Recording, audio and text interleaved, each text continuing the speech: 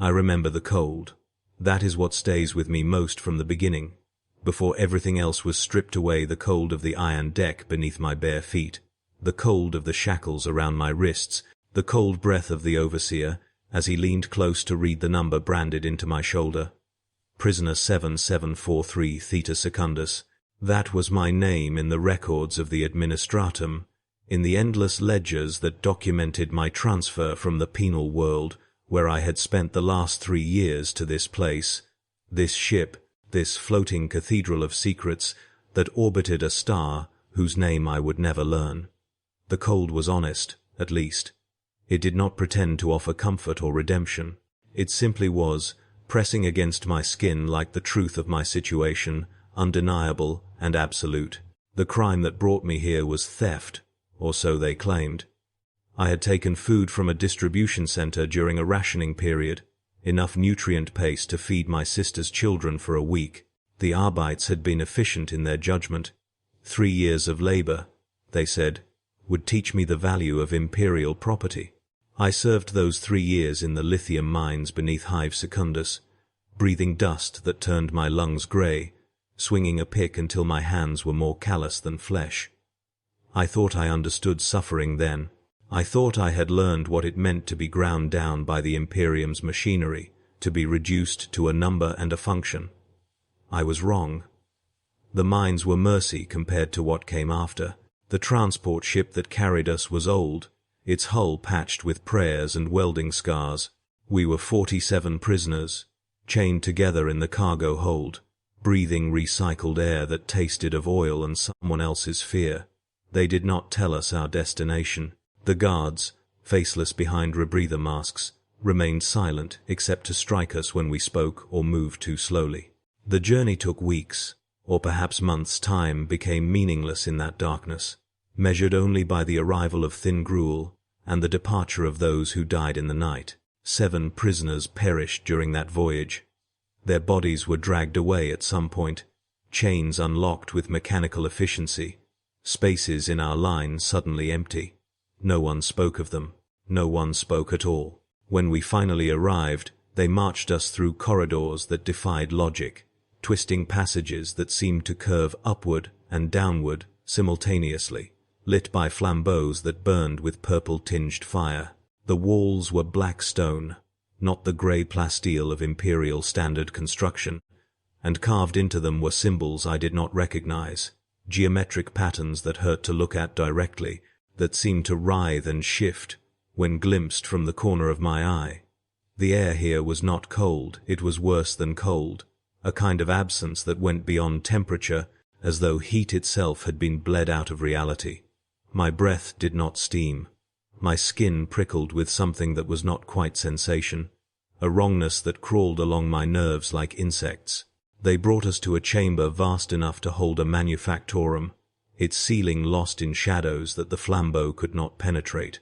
In the center stood a structure of brass and bone, a framework 20 meters high, inscribed with words in a language that caused my eyes to water when I tried to read them. Around it, robed figures moved in silence, their faces hidden beneath hoods, their hands busy with incomprehensible tasks.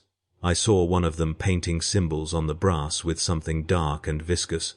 I saw another arranging what looked like human teeth in careful geometric patterns on the floor. The smell was overwhelming, incense thick enough to choke on, mixed with the copper tang of fresh blood and something else, something rotten and sweet that made my stomach clench. An inquisitor stood before us, or at least I assumed it was an inquisitor. The rosette at his throat marked him as one who spoke with the emperor's authority, though his robes were not the grey or red I had heard described in the prison sermons, but black so deep it seemed to absorb the firelight. His face was aged beyond counting, skin like old parchment stretched over prominent bones, eyes that gleamed with an intelligence that was somehow worse than cruelty. When he spoke, his voice was soft, almost gentle, and that gentleness was more terrifying than any scream. "You have been chosen," he said, and the words echoed strangely in that vast space, as though the chamber itself repeated them in a whisper. "Chosen for a purpose beyond your comprehension, for a service that will transcend your insignificant lives. You should feel honored. You should rejoice. You will become vessels for his glory, conduits through which his power will flow. I did not understand. None of us did. We stood in our chains, filthy and exhausted, while the robed figures continued their work around the brass structure. The Inquisitor walked along our line, examining each prisoner with the same careful attention a merchant might give to livestock. When he reached me, he paused. His hand, cold even through his glove, lifted my chin so that I was forced to meet his eyes. There was something behind those eyes, something that looked back at me with an intelligence that was not human, that assessed me with the dispassionate interest of a craftsman selecting a tool. "This one," he said, and marked my forehead with his thumb, leaving behind a smear of ash that burned like acid against my skin. "This one has the capacity. The soul is strong enough to endure, at least for a time." They separated me from the others then, unlocking my chains and dragging me toward the brass structure.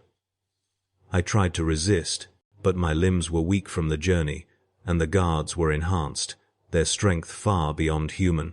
They stripped me of my prison rags and bound me to the framework with leather straps that creaked with age and use, positioning me so that I hung spread-eagled within the geometric center of the structure, naked and exposed.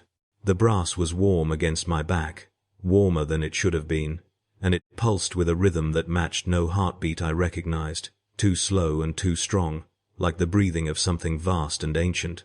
The robed figures gathered around me then, chanting in that same incomprehensible language, their voices rising and falling in patterns that made my head throb. They painted symbols on my skin with brushes made from human hair, using ink that stank of sulfur and burnt meat. Each stroke burned, not with the clean pain of fire, but with something deeper, something that seemed to sink through skin and muscle to touch the bone beneath. I screamed. Of course, they all screamed, the Inquisitor told me later, his voice still gentle, still kind. It was natural. It was expected. It meant nothing. The ritual took hours, or perhaps days. Time became meaningless, stretched and compressed by the chanting and the pain. I watched through tears as they brought the other prisoners forward one by one, binding each to similar structures arranged in a circle around mine. 46 souls prepared for whatever was coming. Some wept, some prayed to the Emperor, voices hoarse with desperation. Some simply stared into the darkness above, already gone to some place beyond reach. The robed figures worked with mechanical precision, painting, arranging, chanting, never rushing, never pausing, as inexorable as the turning of worlds. When the preparation was complete, the Inquisitor returned. In his hands he carried a box of tarnished silver, small enough to fit in his palm, covered in seals of red wax stamped with symbols that seemed to shift and change even as I watched. He spoke then, not to us but to something else, something that I could not see but could feel pressing against the boundaries of reality, vast and hungry and utterly inhuman. His words were careful, precise, each syllable a key turning in an invisible lock. The air grew thick, viscous, hard to breathe. The flambeaux flickered and dimmed, their purple fire deepening to a red so dark it was almost black. He broke the first seal. The temperature plummeted.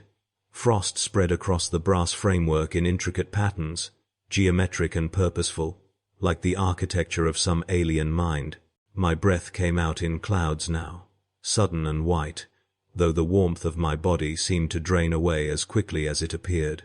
The chanting grew louder, more urgent, voices layering over each other, until they formed a single sustained note that vibrated in my chest, in my bones, in the spaces between my thoughts.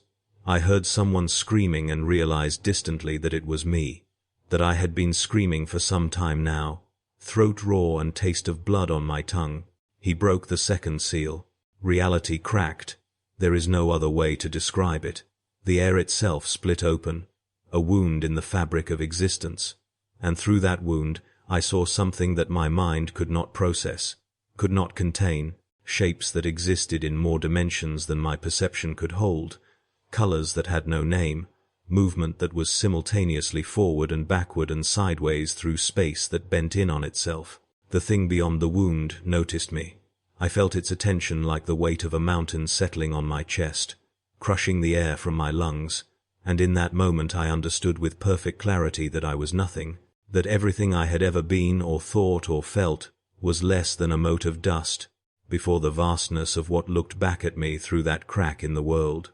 The third seal broke, and the wound opened wider. The daemon came through slowly, not because it was weak, but because reality resisted, because the laws that governed material space fought against its presence with the desperation of a body rejecting poison. I saw it fold itself down, compressing impossible geometries into a form that could exist in 3 dimensions, saw it pour through the crack like liquid made of rage and hunger and absolute malice.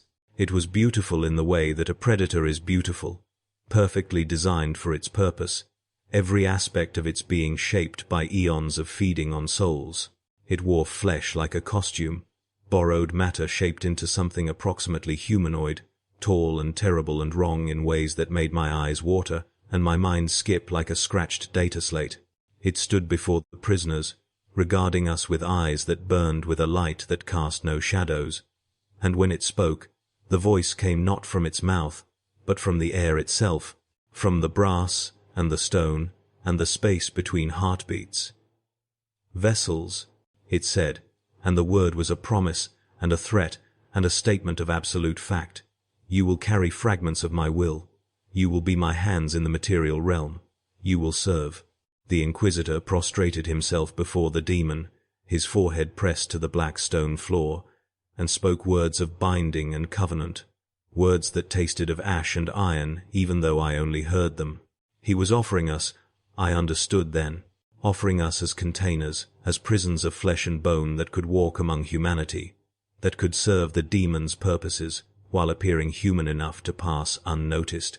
A part of me understood the logic daemons could not maintain presence in reality without such vessels, could not act in the material universe without burning through immense power to hold themselves in existence. But we fragile humans with our fragile souls, we could be hollowed out and filled, turned into living anchors that would chain a fraction of demonic consciousness to the physical world. The daemon accepted the offering. It moved among the prisoners, and wherever it touched, screams filled the chamber. I watched as it laid its hand on the woman bound to my left, saw her body arch against the restraints, saw her eyes roll back until only whites showed, shot through with veins of black that spread like cracks in glass. Her mouth opened impossibly wide, jaw dislocating with a wet pop, and she screamed a scream that had no humanity in it, no pain or fear or any recognizable emotion, just a sound like metal tearing, like reality breaking. When the daemon withdrew its hand, she hung limp in her bonds, breathing but somehow absent, her eyes when they finally focused holding a light that was not her own, an intelligence that looked out through borrowed eyes with ancient hunger. It moved to the man on my right, then to the one beyond him, then to another, and another, working its way through the circle with terrible patience, taking time with each prisoner, pouring a fragment of itself into flesh, never meant to hold such things. Some died immediately, bodies simply shutting down as their souls were crushed beneath the weight of demonic presence. Some lasted longer, minutes or perhaps hours of convulsions before their hearts gave out. But some survived, perhaps 1 in 4, bodies adapting to their new tenants through processes that defied biology, bones reshaping, organs reconfiguring, flesh becoming something other than human while remaining human enough to pass cursory inspection. Then it came to me. I tried to pray, tried to call out to the Emperor, to the saints whose names I had learned in childhood sermons, to anyone or anything that might intervene. But my voice was gone, throat closed tight with terror. And besides, I understood with horrible clarity that no one was coming, that prayers in this place were worse than useless, that perhaps the Emperor himself could not or would not reach into this corner of his Imperium to save one condemned thief from the fate that had been chosen for her. The demon reached out, and its hand was cold, colder than the void between stars, colder than the absolute zero of entropy's final victory. It touched my forehead, right where the Inquisitor had marked me, and the world exploded into agony, fire and ice, simultaneously, burning through every nerve. My body was being unmade from the inside, cells rearranged at the molecular level, DNA rewritten according to patterns that had nothing to do with human biology. I felt my heart stutter, stop, start again with a rhythm that was not right, too slow and too strong, 4 beats per minute or 4,000, time losing meaning as sensation overwhelmed thought. My bones groaned, shifting in their sockets, growing denser and heavier, filling with marrow that was not quite blood. My muscles tore and reformed, fibers realigning into configurations that would allow for strength beyond natural limits. My organs moved, sliding against each other like eels, finding new positions that made no anatomical sense, but somehow worked, somehow functioned. But the physical changes were nothing compared to what happened inside my mind. The demon pushed into my consciousness like a hand thrust into water, displacing me, forcing me back into a smaller and smaller space within my own skull. I felt it examining my memories, sorting through them with casual disinterest, discarding most as irrelevant, keeping a few as reference points: my name, my face, enough of my personality to maintain the disguise. It learned how I walked, how I spoke, the mannerisms that would make this body seem like the same person who had entered this chamber. Then it pushed me down further, into a place I had not known existed, a dark corner of my own mind where I would remain, conscious but powerless, forced to watch as the daemon wore my body like a coat. I was a passenger in my own flesh. The realization came slowly, filtering through pain and shock. I could feel everything: the cold air on my skin, the ache in my muscles, the taste of blood in my mouth, but I could not move, could not speak, could not do anything but observe as the demon tested my limbs, flexing fingers and rolling shoulders, getting accustomed to the limitations of physical form. It spoke with my voice, but the words were not mine, the inflections slightly wrong, as though someone who had studied human speech, but never been human, was attempting to replicate it. "This vessel is adequate," it said, and the robed figures murmured their approval. They released me from the brass framework, and I stood on unsteady legs, the demon piloting my body with increasing confidence. Around the chamber, the other survivors were likewise freed. 24 prisoners transformed into demon vessels, vacant-eyed and hollow, moving with the jerky uncertainty of puppets controlled by distant strings. We were lined up, inspected, catalogued. Those who had died during the ritual were dragged away to be disposed of, their failure noted in whatever records the Inquisitor maintained. The rest of us, the successful vessels, were led to another chamber where we were given robes and simple clothing, dressed to appear unremarkable, just another group of faceless servants in the Imperium's endless hierarchy. The Inquisitor addressed us then, speaking to the demons inside our flesh, laying out the mission that would justify our existence. We were to be infiltrators, he explained, planted within various imperial institutions where we could sow discord and gather information. Some would join the administratum, working their way into positions where they could corrupt records and misroute supplies. Others would enter the ecclesiarchy, posing as faithful servants while undermining doctrine from within. Still others would join the Imperial Guard or the merchant fleets, spreading their influence wherever the Imperium's reach extended. We would work slowly, carefully, never drawing attention, always maintaining our covers, until the time came for whatever grand design the Inquisitor and his daemon masters had planned. My assignment was a shrine world, a planet of eternal prayer and pilgrimage, where millions came to venerate the bones of some long-dead saint. I would pose as a clerk in the administratum offices there, processing tithes and maintaining records, a position so boring and bureaucratic that no one would look twice at me. The daemon in my flesh accepted this mission with the same dispassionate efficiency it brought to everything, already planning, already calculating. I could feel its thoughts, alien and cold, running parallel to my own trapped consciousness. It was patient. It had existed for eternities and would exist for eternities more. Years or decades meant nothing. It would play its role perfectly, and when the time came, it would act. They transported us in groups, to avoid suspicion. I was loaded onto a commercial transport along with 5 other vessels, and perhaps 100 ordinary passengers, merchants and pilgrims and functionaries traveling on legitimate business. The daemon made my face smile at customs officials, made my hand sign documents, made my voice answer questions with exactly the right mix of boredom and compliance. No one suspected. No one could suspect.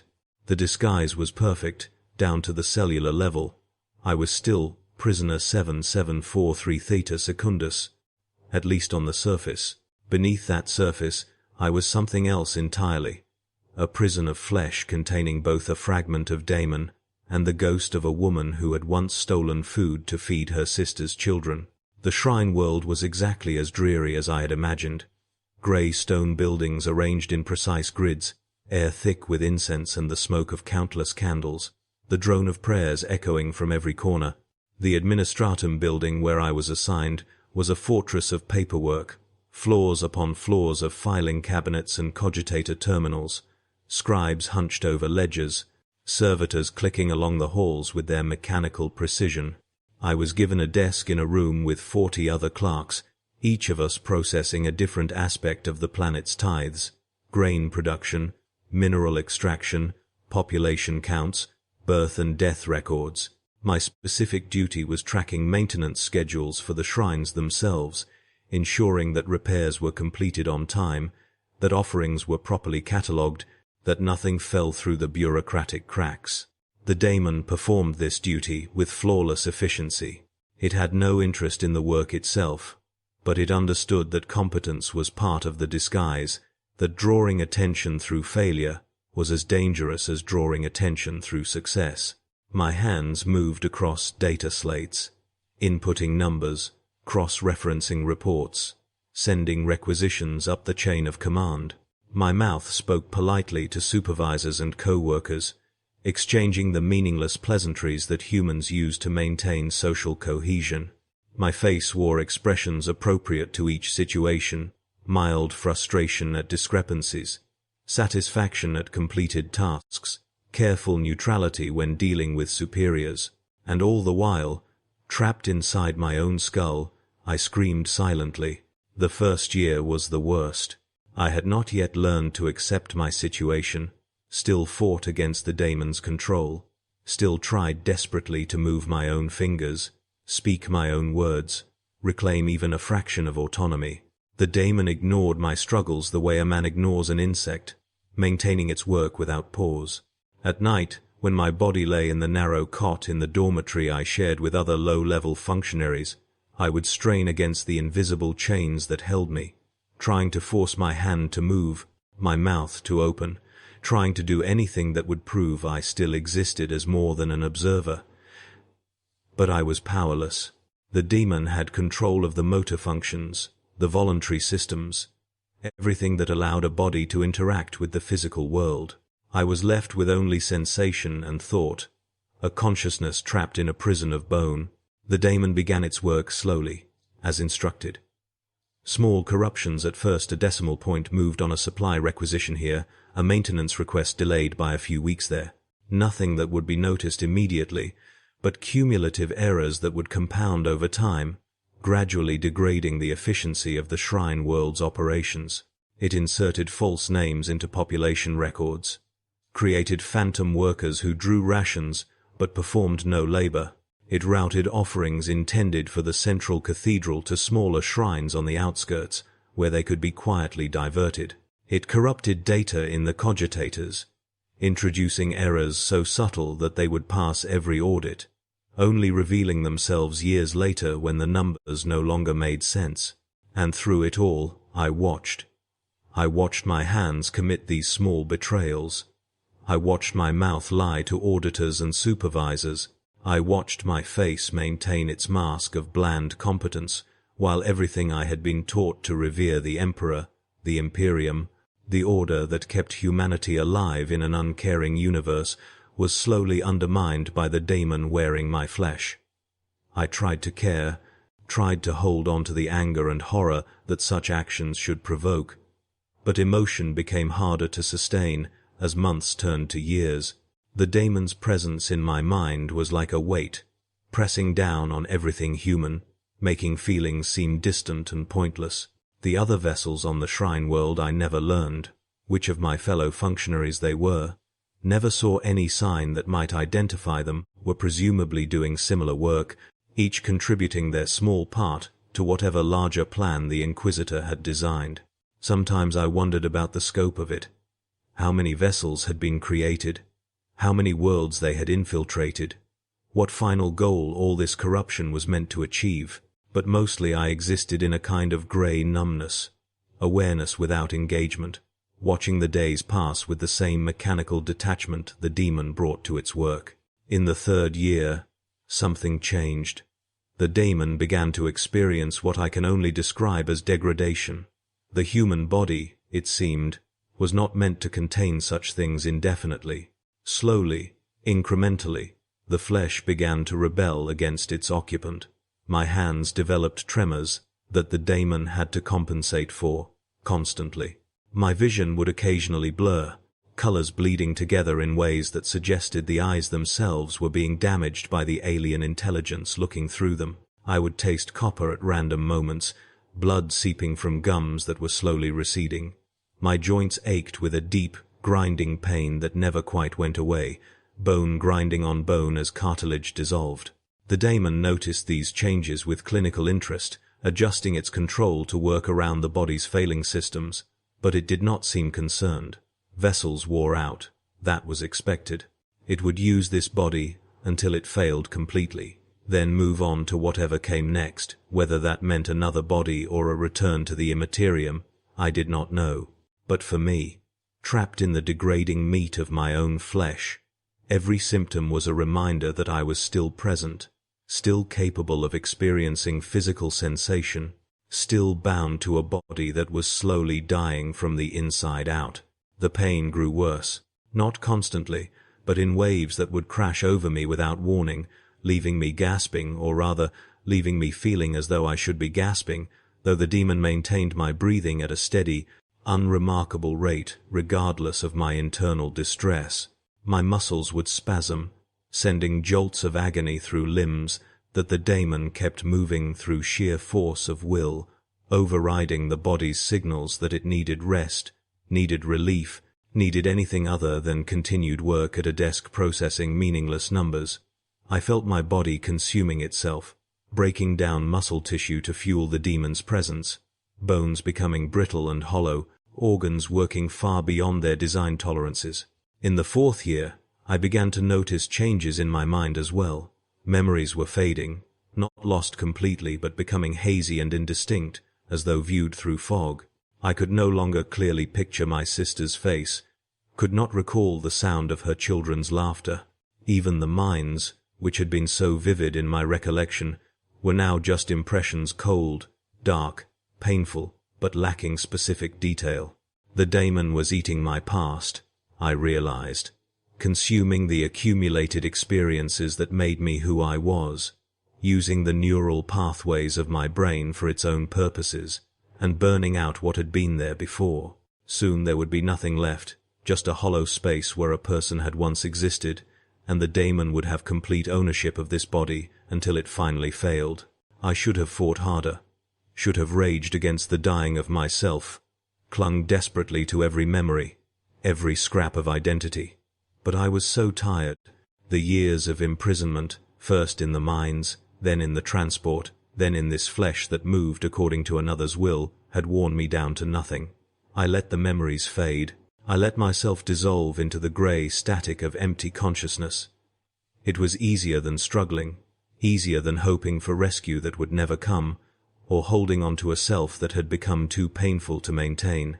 The daemon noticed my surrender with something that might have been satisfaction. It had not needed my cooperation, had never needed it, had worked perfectly well despite my resistance, but now that I was no longer fighting, it could allocate less attention to suppressing me, could devote more resources to its mission. The corruptions it introduced became bolder, more complex. It began to interact with other vessels, recognizing them through signs I could not perceive, coordinating actions across multiple departments. Together, they orchestrated a supply chain failure that left 3 minor shrines without heating oil during the coldest months, resulting in dozens of deaths among the elderly pilgrims who sheltered there. Together they corrupted census data so thoroughly that an entire district was left off the tithing rolls, its population suddenly invisible to imperial records, and I watched, feeling nothing. The deaths meant nothing. The betrayals meant nothing. I was nothing. Just eyes and ears attached to a failing body, observing actions I could not prevent and no longer cared to prevent. The demon had won not through force but through attrition, simply outlasting my humanity, until nothing remained to resist. In the 5th year, the Inquisitor returned. I did not know why he came to the shrine world, perhaps routine inspection, perhaps some new phase of the plan required his direct oversight. The demon in my flesh reported to him in a private chamber deep beneath the administratum building, a room I had not known existed, lined with the same black stone as the chamber where I had been transformed. Other vessels were there as well, 24 of us standing in neat ranks, bodies worn and degrading but still functional, still useful. The Inquisitor inspected us with the same careful attention he had given us years before, noting the tremors and lesions and signs of internal breakdown with professional interest. "The vessels are failing faster than projected," he said, speaking to someone I could not see, perhaps another robed figure in the shadows, perhaps something else entirely. "We will need new stock within the year, make arrangements for another harvest." The words meant nothing to me, just sounds, but I understood dimly that others would be taken, that the cycle would continue, that somewhere a group of prisoners was even now being selected for transport to that brass framework, to be hollowed out and filled with fragments of the daemon's infinite malice. The daemon in my flesh reported its progress, listing corruptions achieved, goals met, setbacks encountered. The Inquisitor listened, nodded, asked occasional questions. Then he moved down the line, examining each vessel in turn, making notes on a data slate, occasionally ordering one or another to perform some action: raise your arm, speak your designation, walk to the far wall, and return. When he reached me, he paused, frowning slightly. "This one is degrading faster than the others," he observed, and reached out to lift my chin, turning my head from side to side to examine my face in the dim light. Significant muscular atrophy, vision degradation, neural pathway deterioration. The vessel has perhaps 6 months of functionality remaining, perhaps less. He released my chin, made a notation. Continue mission until complete failure, then arrange disposal. Replacement vessel will be assigned to take over duties. 6 months. I had 6 months left in this existence. 6 months of watching the daemon use my dying flesh to betray everything I had once believed in. 6 months, until my body finally gave out, and I would either cease to exist, or, and this thought was somehow worse, continue existing as a consciousness, without even physical sensation to anchor me to reality, just raw awareness floating in whatever hell awaited those who had been daemon vessels. I tried to feel something about this news: fear, relief, anything, but there was nothing. Just the same grey static that had filled my mind for months. The months passed. My body continued its decline, systems failing one after another. My left eye went first, vision simply ceasing as the optic nerve gave out, leaving only darkness on that side.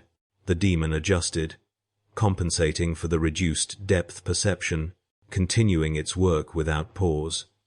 Then my sense of smell faded. Another sensory input lost to the daemon's presence burning through my neural tissue. Taste went next, everything becoming ash in my mouth, though I still felt the daemon eating through my body's need for sustenance, swallowing nutrient paste and recycled water that I could no longer flavor. My hands were nearly useless now, fingers twisted into claws by muscle deterioration, barely able to grip a stylus or operate a data slate. The demon maintained my duties through increasingly heroic efforts of control, forcing the broken meat of my flesh to perform tasks it was no longer capable of performing naturally. I could feel it growing frustrated, a cold anger that had nothing to do with human emotion. the irritation of a craftsman forced to work with inadequate tools. It pushed harder, and my body broke faster, the two locked in a feedback loop that was spiraling toward inevitable conclusion. Then, in the final week, something unexpected happened. A new inquisitor arrived at the shrine world, not the one who had created us but another, younger, accompanied by a retinue that included a psyker. I did not understand the significance at first. The daemon maintained my routine, sending me to my desk as always, processing forms and reports with failing hands. But I felt its attention sharpen, felt it withdraw deeper into my mind, hiding, cloaking its presence. The psyker was a threat, capable of perceiving what normal humans could not, and the demon did not want to be discovered before its mission was complete. For 3 days the new inquisitor and his retinue moved through the administratum building, conducting some investigation I could not comprehend. Functionaries were questioned, records examined, offices sealed, pending further inquiry. The daemon kept my body at its desk, working with perfect normalcy, maintaining the disguise, even as I felt its alien consciousness coiled tight with tension. It was afraid, I realized with distant surprise, not the way humans feared, but something similar, a recognition that discovery would mean failure, that the years of careful corruption could be undone if this new inquisitor understood what was happening. On the 4th day, the psyker entered my office. She was young, barely 20, with the haunted eyes common to those who perceived too much. She walked slowly down the rows of desks, and as she approached, I felt the demon shrink further, compressing itself into the smallest possible space in my consciousness, trying to become invisible. The psyker stopped at my desk, stared at me with those terrible eyes, seeing not my face but something beneath it, something that did not belong in flesh. Her mouth opened to speak, to call out, to warn. The demon struck. Not physically, it could not risk that, could not draw attention through violence, but it lashed out psychically, a desperate spike of force driven through my dying neural pathways directly into the psyker's mind. She staggered, gasped, blood running from her nose. The demon pushed harder, and I felt something in my brain rupture, blood vessels bursting, tissue tearing, the final reserves of this body consumed in a single devastating attack. The psyker fell, convulsing, and my body collapsed as well, sprawling across the desk as systems failed en masse. Alarms sounded. People rushed forward. I felt hands on my body, felt it being lifted, carried, but the sensations were distant, filtered through layers of dying neurons. The daemon was gone, or nearly so, its presence fading as the vessel that contained it ceased to function. For the first time in 5 years, I was alone in my own mind, just me, just the remnant of whatever I had been before the brass framework, and the cold hand, and the beginning of this nightmare. I tried to remember my name, my real name, not the prisoner designation, not the false identity the daemon had worn. I tried to remember my sister, her children, the reason I had stolen food, the reason any of this had happened. But the memories were gone, burnt away by years of daemon occupation, leaving only emptiness. I was no one. I had been no one for so long that I did not know how to be anything else. Darkness came slowly, filtering in from the edges of my awareness, not a sudden end, but a gradual fading. I felt my heart stop, felt the last electrical impulses die out in my brain, felt the final dissolution of whatever consciousness I had managed to maintain through these years of imprisonment. And in that moment, just before the end, I felt something else, the demon's fragment, expelled from dying flesh, drifting back toward whatever hell had birthed it, free to be summoned again, to be poured into another prisoner, to wear another face and corrupt another world. The cycle would continue. The vessels would be made, would serve, would fail, would be replaced, and the Imperium, vast and eternal and utterly uncaring, would grind on, feeding the daemon's hunger with an endless supply of condemned souls, prisoners and thieves, and anyone deemed expendable in the service of whatever dark purposes moved through the Inquisition's shadowed halls. I had been one. I would not be the last. The cold returned, honest and absolute, and I remembered that this was what had stayed with me from the beginning, the cold of iron, the cold of truth, the cold of knowing that I had never mattered, would never matter, was simply material to be used and discarded in the Imperium's endless machinery. I had been prisoner 7743 Theta Secundus.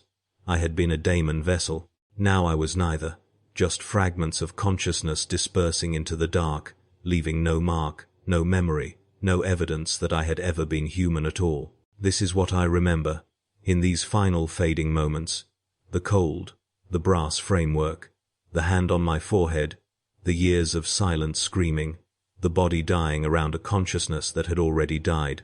This is what it meant to be a vessel, not glory, not service, not even suffering in any meaningful sense. Just emptiness, just the slow grinding away of everything until nothing remained but the knowledge that you had been, once, something, and now you were not. The dark completed its work. The cold claimed everything, and in the administratum building they carried away another body, another functionary who had collapsed at their desk, just another statistic in the endless ledgers of Imperial record. No one would investigate too deeply. No one would ask questions. The psycho would recover, or perhaps she would not. It did not matter. The mission would continue. The vessels would be replaced. The demon would return. And the Imperium would grind on, forever, crushing souls beneath its iron wheels, transforming human beings into tools, and then into nothing, in the name of the God Emperor, who did not hear the prayers of those condemned to serve in flesh that was no longer their own. I remember the cold. That is what stays with me. The cold, and the knowledge that I had been chosen for a purpose beyond my comprehension, for a service that transcended my insignificant life. I should have felt honored, the Inquisitor said. I should have rejoiced. But I felt nothing, in the end, just the cold, pressing in, honest and absolute, the only truth in a universe built on lies. This is the brutal life of a demon vessel. This is what we endure. This is what we are, not warriors, not heroes, not even proper villains, just containers, just prisons of flesh, just the hollow spaces between breaths, waiting for the inevitable end. And when it comes, when the body finally fails, and the daemon departs, and the consciousness that remained disperses into nothing, the only legacy is this: we served. We had no choice. We were used. We were discarded. We were never anything but material, and the universe did not notice when we ceased to be. The cold stays with me, even now, as everything else fades away.